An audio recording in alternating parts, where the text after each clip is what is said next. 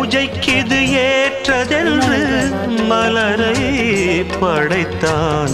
தலைவனும் மாலை என்று சூடிக்கொள்ளத்தான்.